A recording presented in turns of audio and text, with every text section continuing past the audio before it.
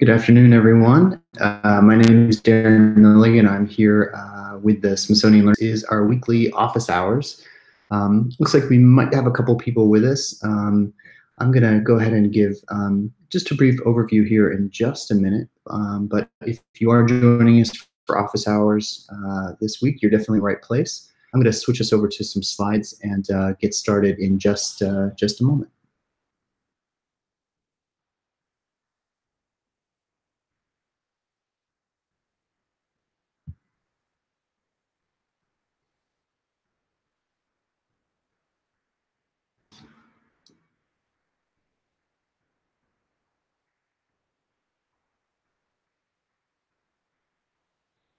Well, like I said, welcome to our weekly office hours. My name is Darren Milligan. I'm the Learning Lab project director here at the Smithsonian's Center for Learning and Digital Access. I'm coming to you from a very sunny and fall-like, finally, afternoon here in Washington, D.C.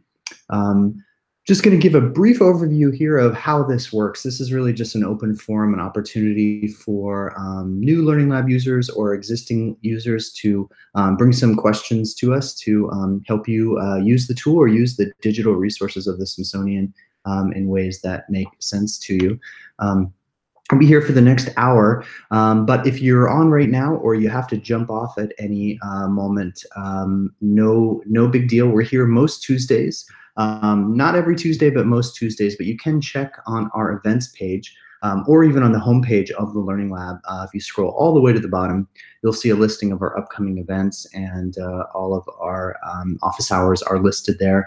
We do have a couple weeks in November that we won't be available due to the holidays and scheduling, but we try to keep that up to date as much as possible.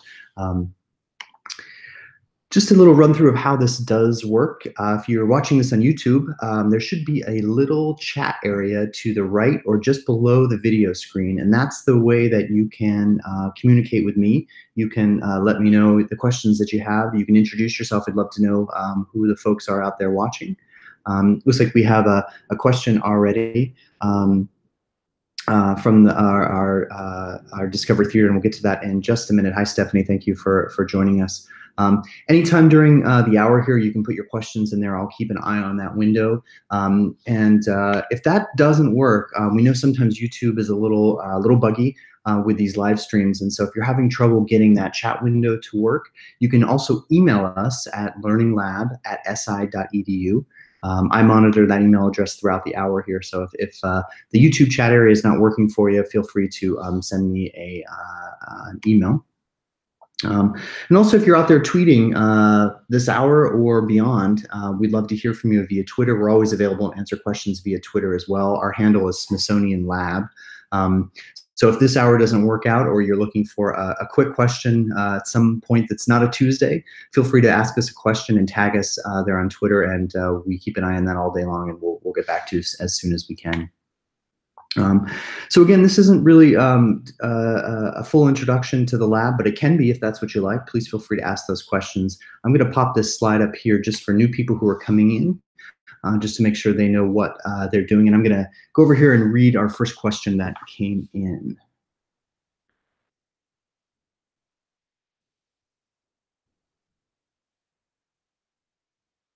Okay, so this is a question from Stephanie who, hi Stephanie, thanks for joining us. Stephanie works at the Smithsonian here with us at the Smithsonian's Discovery Theater. And so Stephanie, you're talking about adding Smithsonian resources into the Learning Lab. So ideally the way that works is that you can get those resources up onto the Discovery Theater's website so that you do have a URL for them. If that's impossible, send me an email and we can see if there might be another place to get those documents. So if you have some PDF files or some other things and it's not possible to get them onto the Discovery Theater site, we might be able to get them up onto the Smithsonian Education site for you. It's not ideal. I mean, I would definitely recommend reaching out to the right people there at Discovery Theater to see if it's possible to host those files yourself, only because as you need to update them or add new ones in the future, you'd be better positioned to do that. But if that's impossible, and we know sometimes it is, just send me an email. either at my personal email address, which you can find there through Outlook, or at that learninglab.si.edu email address. That works as well. I see those messages. So just shoot me an email, Stephanie, and we'll get it figured out. And for anyone else who's just joining us, you see on the screen, welcome to Office Hours. This is just an open forum for Q&A about how to find and use all the digital resources we have available from the Smithsonian. So when you're ready to say hello or to ask a question, feel free to use that chat box that should be just below or just to the right of your video window there on YouTube.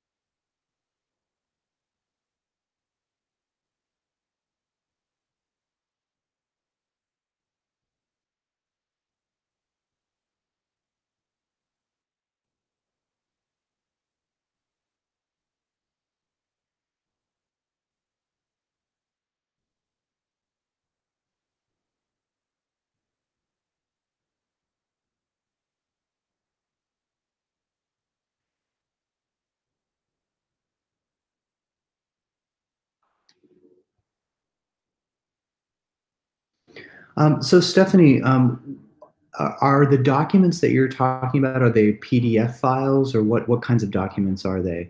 Um, Ideally, what you can do in that spreadsheet that you have is for each document, have that be its own row. And so it will show up as an independent resource. So you can have your entire website as a resource in that spreadsheet.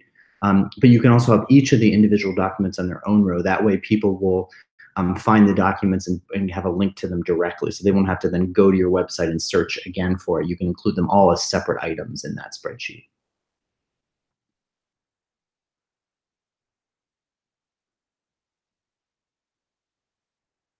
So you can keep the website as a resource in the spreadsheet, but you can add those all in as separate ones, and then they'll all show up as separate resources in the search results on Learning Lab.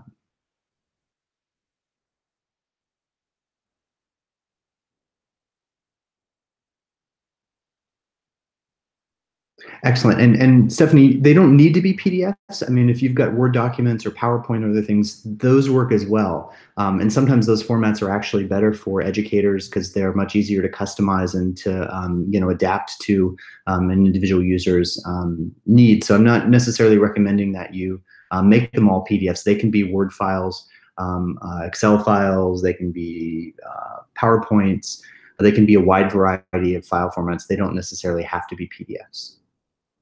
Yeah, Word documents work fine. I mean, sometimes PDFs are nice because they tend to display a little bit better, but if you leave something as a Word document, it means that others can easily make changes to it, which we've found, teachers often, need to make some adaptations to things. It allows them to much easier for them to copy and paste out of it.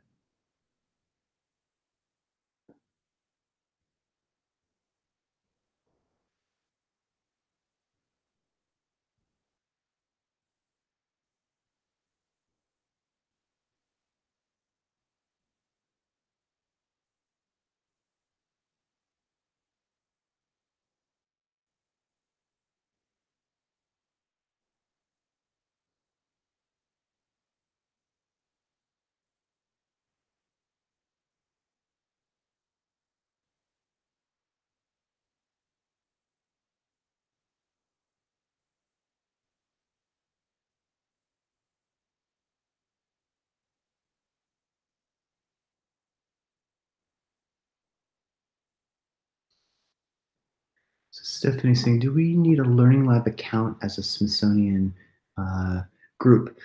So in terms of how other units, Stephanie, have managed that, sometimes the museum itself, the research center, the unit has one account that people who work there all share, and they publish everything under that. If you're talking about creating Learning Lab collections, Sometimes they do sort of a hybrid model, which is what Skilda does, our office does. We have a Smithsonian Center for Learning and Digital Access account, which we publish some things under.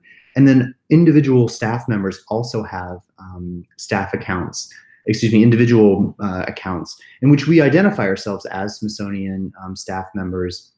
We can flag it on the system so that other users see that we work at the Smithsonian. That's something I can help you with if you email me directly.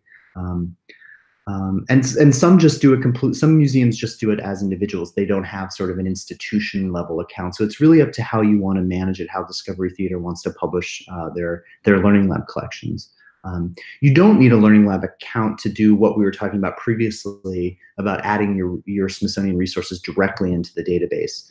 That we all do, that we do directly with OCIO, and we manage that independently. So the Learning Lab account is just to start creating with those resources or to publish new Learning Lab collections. And you can decide for yourselves how you want to manage that. And I can also provide you with some best practices. We have an internal publishing guide that I can share with you too. Oh, I see. So you do have a group account. Perfect. You can group your resources if you want into collections. You certainly, that's what lots of the units are doing. They'll take a subsection of them, aggregate them and structure them, maybe add some new annotations on to turn those into collections. And because they're in Learning Lab, then you can pull in content from the other museums. You can pull in content that's not from the Smithsonian to augment what you want to put into your collection.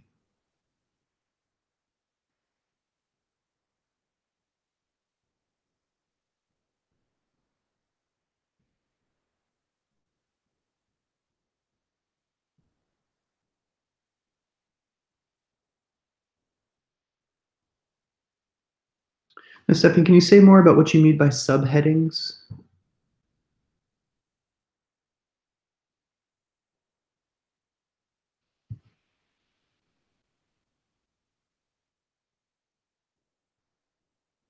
I'm going to switch over here to a live view. We can take a look quickly. Talking about with Stephanie.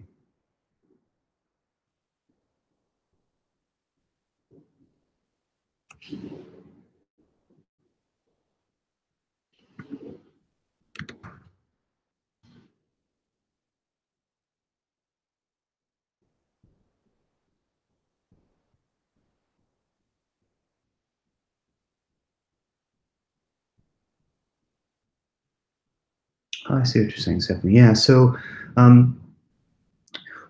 so I'm going to pull up an example here that was created by, this might not be the best example, it doesn't have any subheads. Let me pull up another one here.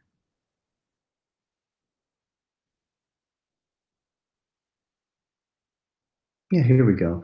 So this was created by Tess, who works at the Center for Learning and Digital Access with me. And so she's created a collection that integrates content from a bunch of different Smithsonian entities. And you can see here, she's created two types of support graphics. One is this thumbnail. So she's overlaid one of the objects from the collection here with some text. And we often do this with our collections, and so that first when you find them in search results, so you can see this is a search result page, and you can see that stands out pretty boldly compared to just the typical collection, which just has an object here. And then she's created these what we just call them spacers. She's got two types here. One is this kind of a section header, questions to help resource analysis. And then she's got these arrow dividers to sort of help you move as you scroll through the collection, helps you sort of understand what it is you're seeing. So we've got Introduction to American Immigration. She's got a series of web page articles here. Immigration Entry Tests and Legislation. Again, here's some articles. Ellis Island and Angel Island. She's got some images portraying those spaces, as well as some articles. Building Community, and again, some objects from American history. The Archive Center, mostly American history, it looks like here. But you can sort of see she created these, and these we create. We just have we just use PowerPoint. You could use Photoshop or PowerPoint to create just a graphic. We export that graphic if you're using PowerPoint, you export it as an image, as a JPEG, and then we upload that into the collection when we're creating it, and then we just drag and drop to order it so that they're in the right place. So we see this a lot, and we just started doing it organically, and we started seeing a lot of other users out there starting to do it, because especially when you begin to get a collection that has quite a few things in it, it's really helpful as other users scroll through to sort of see how you've organized the content. Here's an example too in Tessa's collection. This is under this section, Japanese American incarceration from 42 to 45. So she's got, again, this is a web page. She's got some objects, but then these items here, there are 5 in a row. These are other Learning Lab collections. And so these are, in a sense, collections within collections. And the way that Tess did this, so if I click on one, you can see this looks like another Learning Lab collection. If I click on it, it's going to pop open another collection. Tess did that first by having these other collections created. So she made these. She then copied the URL up here, the website address. And then when she was creating this original collection here, she chose to add a resource, and she chose the option to do that by URL. And when she pasted in the URL for the other Learning Lab collection, the Learning Lab then generates a screenshot and inserts it, in a sense, as a resource within the larger collection. And so that's another way to sort of create subheads or to create groupings within groupings. You could create a series of smaller collections and then aggregate those up into a higher level collection that has some of these spacers and some of this structure to it. So Stephanie, let me know if I'm getting at some of your questions there. And for anyone else who's just joined us, welcome to Office Hours. My name is Darren Milligan. I'm coming to you from DC here at the Center for Learning and Digital Access at the Smithsonian. You should see, hopefully to the right or just below the video screen there, I'm going to put the slide here so you can see it easier as well. A little chat area where you can see Discovery Theater's creative tools for teaching. Stephanie at the Discovery Theater at the Smithsonian and I have been chatting a bit about some features. That's the place to say hi.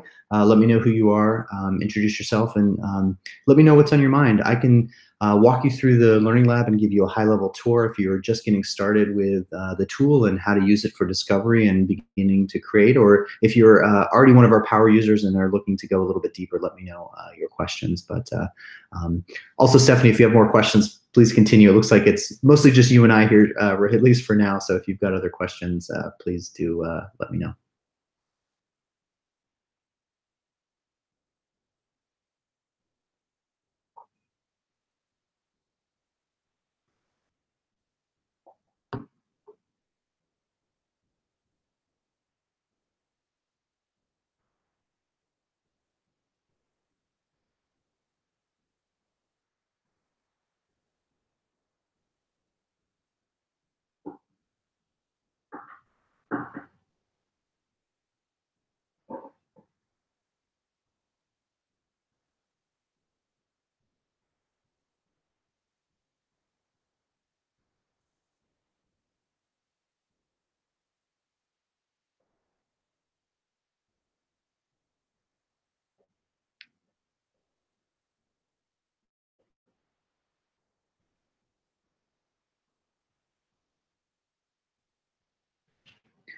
Another question here from the sites team. Hi, Darren. My name is Mary, and I'm from the Smithsonian Traveling Exhibition Service. Hi, Mary. I had a question about image rights and permissions on the Learning Lab site. Yeah, Mary, let me know what's on your mind. Since some of the collections on the site have specific copyrights, have they ever been issues regarding the use on the Learning Lab? So that's a great question, Mary. I'll sort of jump out of this slide here and come back over to a live shot of the lab itself. So generally, what happens on the Learning Lab falls under the Smithsonian Terms of Use, which is a blanket, in a sense, a blanket legal agreement that covers everything that happens on all the Smithsonian websites. And it's a general policy that covers all Smithsonian websites. I'm going to just scroll down to the bottom. It's one of those things in the footer that we typically ignore, but This is the Smithsonian Terms of Use, and this is the agreement that governs what happens on the site. And so the Smithsonian generally only shares through platforms like the Learning Lab content that can be used by other people in light of this policy. And so basically what that says is that you can use these resources as you would like for personal, educational, or other non-commercial uses. See, that's right here. Um, as long as you follow some basic guidelines, which are primarily just proper good digital citizenship, in the sense of you need to cite where the content came from. You can't remove any additional copyright information that might be there, and you have to comply with any other terms that are listed. And so what happens on the lab with Smithsonian content, but all other content that users have added to the lab also falls under these guidelines. And so as people add what the Terms of Use calls user-generated content, there are specific guidelines that govern user-generated content on the lab, all covered here in the Terms of Use. It all follows under that same policy. And so when people use the Learning Lab, we have a team of people who, in a sense, police that usage. And so when users publish collections on the lab, every 12 hours, we have a crew of folks who review that content. And what they're doing when they review that content is they're looking at what the user has put in that, how they've used the resources in light of the Smithsonian Terms of Use. And so they actually have a checklist, which is, in a sense, a more detailed version of this Terms of Use. And they look at every single resource in the collection, every annotation, every collection description, everything that the user of that collection has added to it or modified from the Smithsonian, to make sure that there aren't any violations of the Terms of Use. We've seen very few issues, actually. We have almost 4,500 published collections. Those have all been reviewed by our reviewers. Anytime they get modified, they get reviewed again. And we've seen very few issues. Occasionally what we see are that people upload images or other resources into a collection that they've made without giving some proper citation to that. And we've done a couple things to try to help users do that. One of them is when you add a resource to a collection now, we've made that process a little bit more detailed. I'm going to show you here. I'm going to quickly go into Tessa's collection here and show you what happens when you choose to add a resource and you want to upload something here. We require that you provide some additional information than you originally had to do when we first launched the lab. And so when you say you want to upload a file, this option here, we ask you, did you create the item you're uploading? Did you take the photo? Did you create the document? And if the answer is yes, it's going to autofill your username in. It's going to say that you're an individual. If you say no, though, we require that you create a citation, that you provide where that information came from. And obviously, this is only as good as the user themselves, but that's again why we have that sort of second process of monitoring and being sure that that those things have happened. X'd out here before I mess up Tessa's really great collection. And the other piece that we have in there to help people when they take content from the lab and use it in other places is every resource page, as well as every collection page, has this little button here with a little quote on it. And when you click on that, Learning Lab will generate a citation for the content that you're on in MLA, APA, and Chicago style. So whether you're on an individual resource or an entire collection, and jump into a resource here so you can see what that looks like. Come over and view the original here. So again, on a resource page, again, here's that same button with a quotation mark. And here we've got a citation for the National Museum of American History, again, in all three styles. And so what we've tried to do with some of the tools and some of the processes is to help to make it, I guess, easier, make it simple for people to ensure that they're not violating any of the terms that might be associated with some of the images or the permissions that exist in the lab. So Mary, tell me, did I get did I get close to kind of your question, or did I go off on a tangent and not get not get you to where you needed to be? Let me know. And if anyone else has just joined us, welcome to Learning Lab Office Hours. You were definitely in the right place. If you're just joining us for the first time, there should be a chat box. You can see there's Mary and I from the sites team have been chatting a bit about copyright. That's the place for you to say hi and to let me know what's on your mind. We're here for about another half hour, but we're here most Tuesdays. So if the question isn't formatting itself well in your brain, we can always come back and address your question. It looks like Mary, you did email, but it looks like we got it covered. Let me make sure. You got another question. If someone decides to remove a resource from the Learning Lab, will Learning Lab automatically remove that resource from all the collection it is part of? No.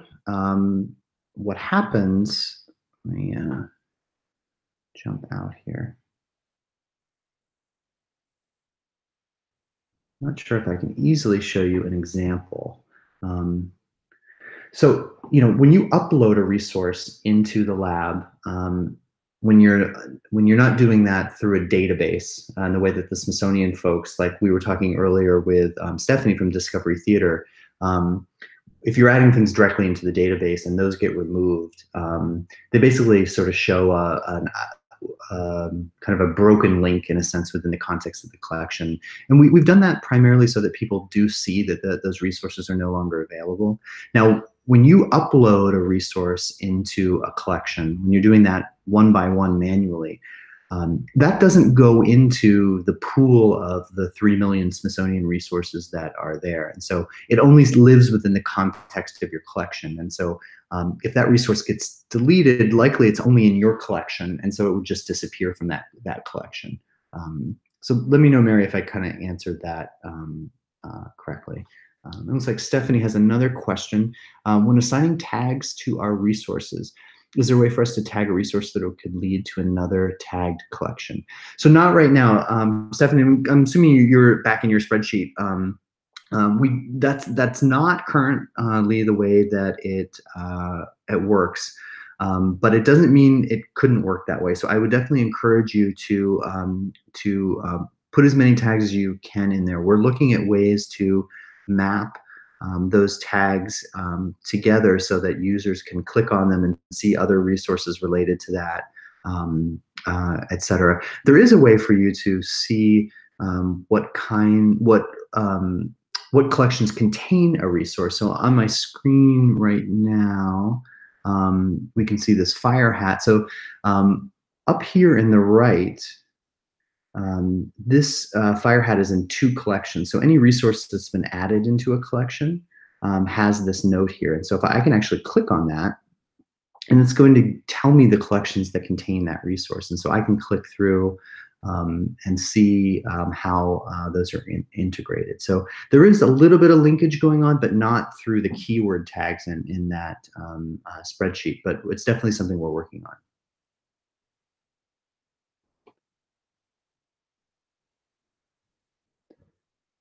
Okay, so back to sites. Yeah, so if an SI unit removes the resource from the Learning Lab, the placeholder, in a sense, for it in the collection remains, but the resource itself goes away. The image doesn't display anymore. There's a placeholder basically saying that object is no longer available. That just alerts the collection user that that thing is gone now. We don't do any notifications because we've often found that the museums sometimes remove things and while they're updating them, and then they put them back up again. And so we don't have a system built right now that alerts the collection users that those resources aren't available anymore, because they often become available again. And so a lot of times people don't even notice that they're there. But if they do become removed from the pool, from the resources pool, you'll see basically a blue box in the collection where that image was, or that resource was, or that file was, and it'll say that it's no longer available. That's a good question. In terms of adding things in for the database, it depends. We work with OCIO to update the database to do that. And so it sometimes can take a couple of weeks. Once they're able to do that, we test the resources to make sure that they're appearing properly. And once we've gone through our test process, then they move it over to, in a sense, the live site when they appear. So it usually doesn't take more than a few weeks, but give or take a week or two, sometimes does take a little bit longer. It all just depends on the availability of the staff at Skilda to do the testing and the availability of OCIO to get the database updated. This has been great. This has been like a Smithsonian staff office hours. I like this. Thank you to Discovery Theater and to Sites, to Mary and Stephanie for joining us today. Keep the questions coming for sure. If you've got more, I'm here for another half hour. So we've got a question here. Hi, Joan, about how that might work. It works a little bit for some resources. I can show you here on the screen right now. Some of the resources from a few of the museums are linked right now. So we're here again at this fire hat. And if I scroll down in the metadata, you can see these keywords are highlighted. They're links. So I can click on Eagles, and what I'm getting back here are other resources from other museums with those keywords. And so that's a process that we're working on trying to spread so that it works a little bit more, but there's some work on our end, but also on the technology side end to sort of make that work universally, some standardization of some of those tags that needs to be done before that can work really fully. So, and I think there's a lot of ways we could really improve the way that we present that, and the way that we could help people move through the system. So that's just an example. You'll see this occasionally as you open up the information panel on individual resources. Let's see if we can click on firefighting and come over here, and here's a bunch of other. Wow, I didn't know we had so many of these. These are cool. All these firefighter hats from the National Museum of American History. And if you're just joining us, welcome to Learning Lab Office Hours. We're here until 5 o'clock Eastern today, but we're also here most Tuesdays. So if you're able to jump on, or you've got to jump off soon, definitely join us in the coming weeks. You can check our site for the full schedule. We're not here every Tuesday, but we're here most Tuesdays, especially with the holidays coming up. We may be a little less available, but we're definitely always available at the learninglab.si.edu email address, or on Twitter at Smithsonian Lab. You can always connect with us that way and ask us questions on the other 6 days of the week. But if you're here now, there should be a chat box there to the right or just below your video screen, and that's how you can ask the question. So Joan, yeah, with that example, so that means that those other things that showed up with Eagles, those museums have included the keyword eagle. It doesn't mean it's just in the metadata, so it's not just performing a search. It means that it's in a specific field in the metadata, so not just generally in the metadata. Back to Discovery Theater, what's the difference between someone randomly creating a collection and a Smithsonian organization? Would ours appear first within a search? So let me jump over. I can show you that specifically. I'm going to come back to the home page, and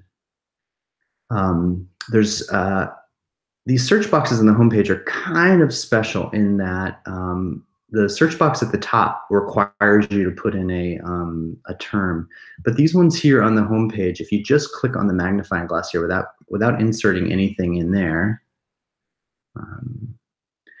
what you're going to get back is everything. And so here's all 3,259,211 resources and all 4,370 collections. So there's an indicator that happens here when you roll over these. So here's two good examples. So here, Marin Lane Williams, who created this environmental factors collector's collection is a Smithsonian staff person. So you can see right to the left of their name is the Smithsonian Sunburst. This next collection here, made by Mary Manning, this is just an avatar. So she's not a staff person. Again, here's a staff created collection. Here's a non-staff collection. You can see their picture here. When you click into that, you can see again, this is not created by a Smithsonian staff person.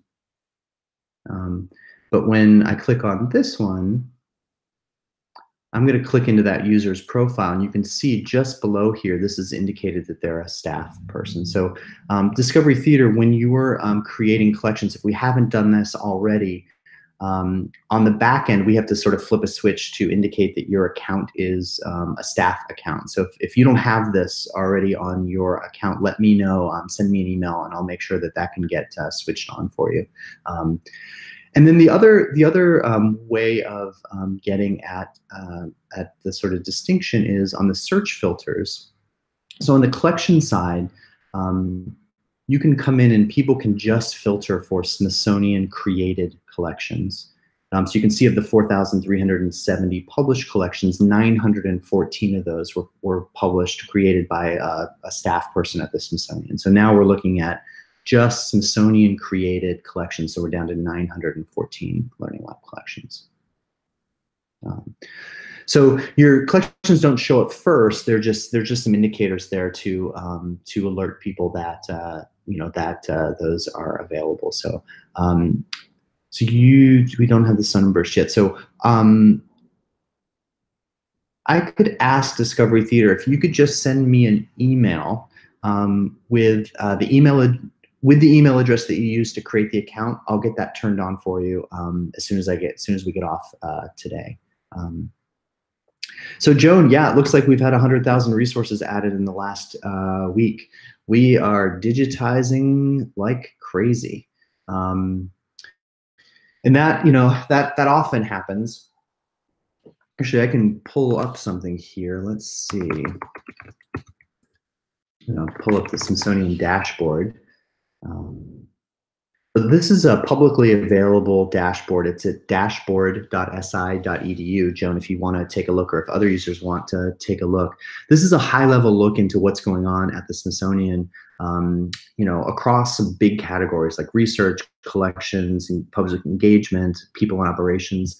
I think the digitization stats are here in National Collections. Let's see here. Collection digitization. Let's see. We used to have on here, and they've updated this a little bit. We used to show like a month-by-month level of digitization. You could see the sort of dramatic change that happens. It doesn't look like we've got that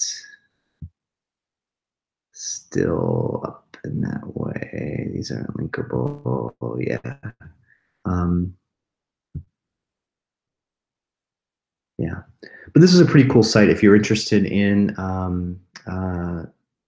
digitization and how we conduct our research, the kinds of public engagement we have. This is a public site that everybody has access to, so you can take a look at visits to the museums, all the exhibitions that we have, the educational programs that go on, the website visitors, social media engagement, all of our affiliate museums, all of our traveling exhibitions. All that data is here if you're interested in taking a look.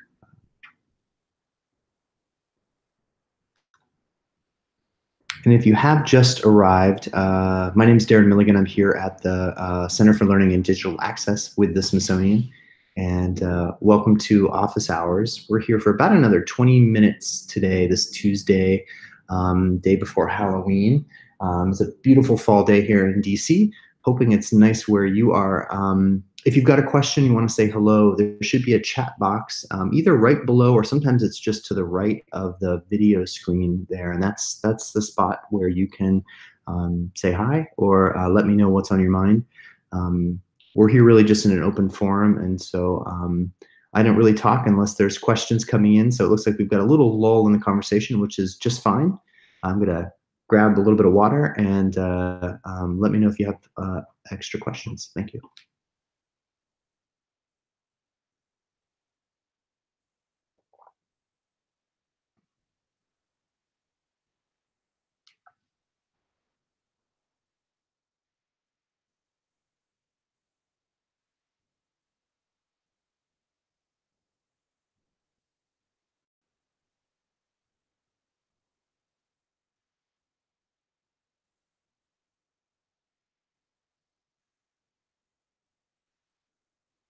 That's not a bad idea. Ashley Naranjo, who is on the team with us here at the Smithsonian, suggests that that might be a great place, great information to share on the About section of the Learning Lab.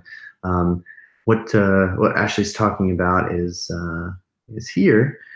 This is just a general information page about the Learning Lab. We've got some intro videos, some additional information about our research. We publish all of our research here, additional information about all the educational offerings from all the museums. All that of it is available here. It's also a place to sign up for our newsletter if you don't receive that, to read our blog, to check out the events, including our office hours, all listed on this page here. We had hoped that we would be able to, but it just, for some technical reasons, doesn't work in the way we hoped, that we would be able to sort this search by most recent. There's some boring technical reasons why that doesn't work, but that way you get to see sort of the new things, what was most newly digitized. A lot of what is being digitized in a big way right now are these things. These are botanic specimens. And the Smithsonian has an enormous collection of these botanic specimens, and we're in the process of digitizing them, primarily for conservation reasons. They're extremely fragile, as you can imagine. They're dried plants, and so by digitizing them, we enable researchers all over the world to access and use them for their research without causing additional damage to them by mailing them or having them be handled. So those get digitized really quickly. There's a lot of really cool work going on to make that happen, and so a lot of those resources make their way into Learning Lab pretty quickly. I'm just going to pop our email in here real quick. There you go. Show you here. I've been working on a collection of some of those botanic specimens that I really like. Yeah, let's see. These are all from the National Herbarium at the National Museum of Natural History. If I didn't say that, they're working on digitizing 4.5 million of these specimens. Let's see here. I've got, if you search for beautiful botanicals here in the Learning Lab, I've got a kind of a link that'll give you all of them. See how many. There's almost 1.9 million of them so far have been published. So they're almost halfway there, it looks like, to digitizing that full collection. There's a lot of great information about how this is being done by the digitization program office here at the Smithsonian, and how they're working on mass digitization at scale and really working to make sure that those resources are available. Another question here from Discovery Theater. Are collections private when you make edits? Yeah, they sure are. So collections are always private until you choose to publish them. So all the work that you're doing, everything's in a sense in draft mode. Now that said, you can share it with others. You can share it on social media. You can grab the URL of any collection, even when it's unpublished, and send it to your colleagues or your friends, and they can see it. The only thing that happens while published is that you're not able to find it in search. And so you can keep things private. You can sort of share them with colleagues or with your boss and make sure you get approvals. That's sort of what we do in the office, is we create collections and keep them private, and then we send our URLs through to our editor to make sure that everything's okay with them. And then we publish them. And then you can always unpublish something. I mean, we often continue to make edits to collections after they're published. Um, you can do that by unpublishing them, making your edits, and republishing them, or just editing them live. And the next time someone looks at them, they'll be updated. So as you continue to make edits to publish collections, they'll automatically update when other users see them. And you can, maybe you saw a little bit when I was when you go into the My Collections, there's two tabs here. Published collections, I have 15, and unpublished collections, I have 64. So I think most of us always have a lot more unpublished collections than published. And these are, drafts of things. These are collections I'm working on. They're collections that I'll never publish. They're things that are just my personal workspaces. I often create collections to save images or other resources for projects I'm working on, not with the intention of creating a publishable collection, but just as a folder to save things that I want to make sure I can return to later. And so, but everything starts off as unpublished by default, and you have to take that action then to publish it once you're ready.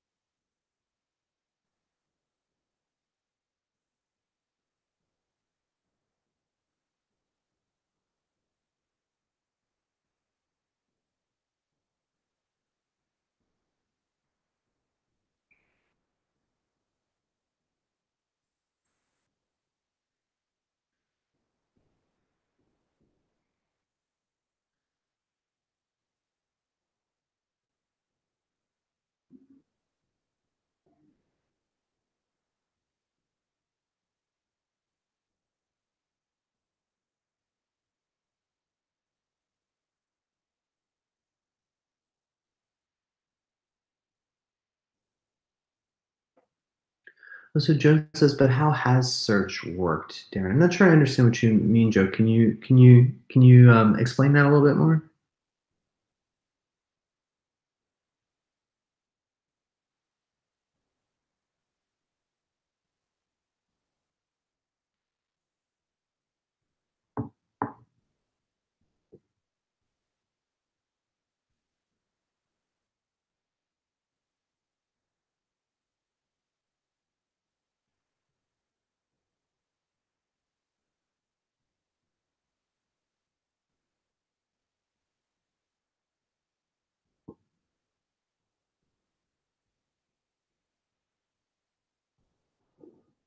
Oh, I gotcha. Okay. Yeah. So the way that search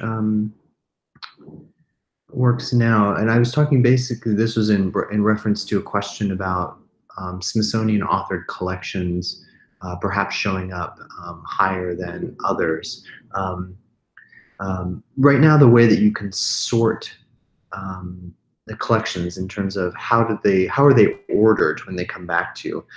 For resources right now, the default is that it's towards relevance.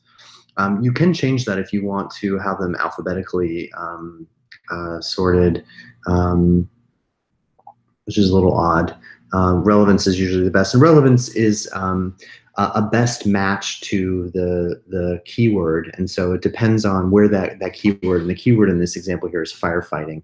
Um, um, how the words in the search term relate to the metadata itself. And so if that term is in the title, it's weighted higher versus in the description or versus in other sections of the metadata. So it sorts the search results as what it assumes might be the most relevant based on the search phrase itself. When we're looking at collections, there's a few more options. You can sort them by the date created or the date modified. So if you want to see the newest collections or the oldest collections, or the ones that were modified more frequently, that's where these options come in.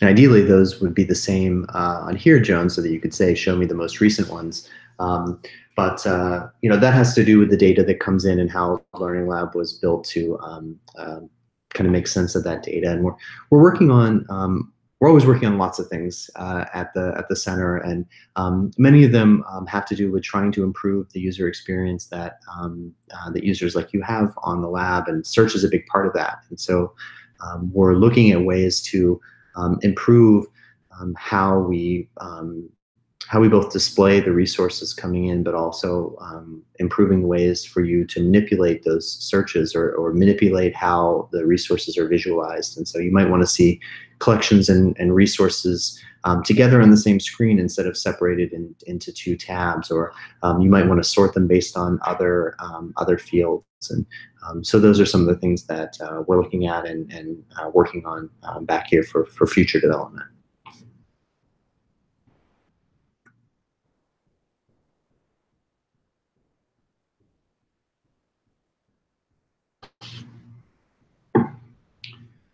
And those of you still hanging on, if you haven't had an opportunity yet to ask your question, we're here about 10 more minutes. Please feel free to use that text box there that should be just to the right or just below your screen, and let me know if you have any other questions.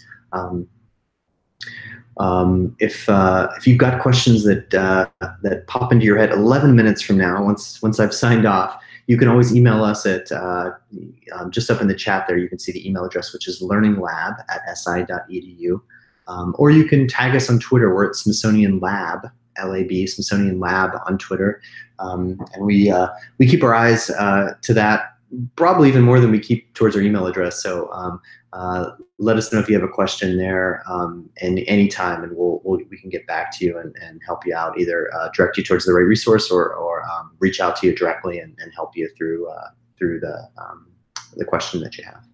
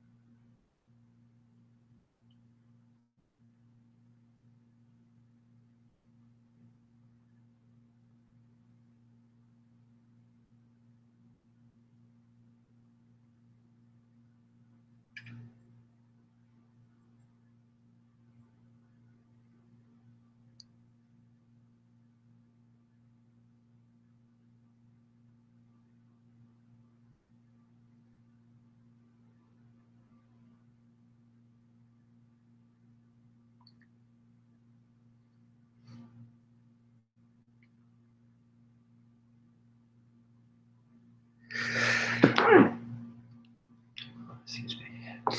Well, everyone, I think we might be at the end of our office hours this week.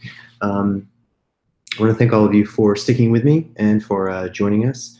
Just as a reminder, we're here almost every Tuesday. Check out our events page on Learning Lab if you have any other questions. And always shoot us an email at learninglab.si.edu if you have questions on a day that's not Tuesday. It's been fun chatting with you. Thanks for all the great questions tonight. And we'll see you. All right.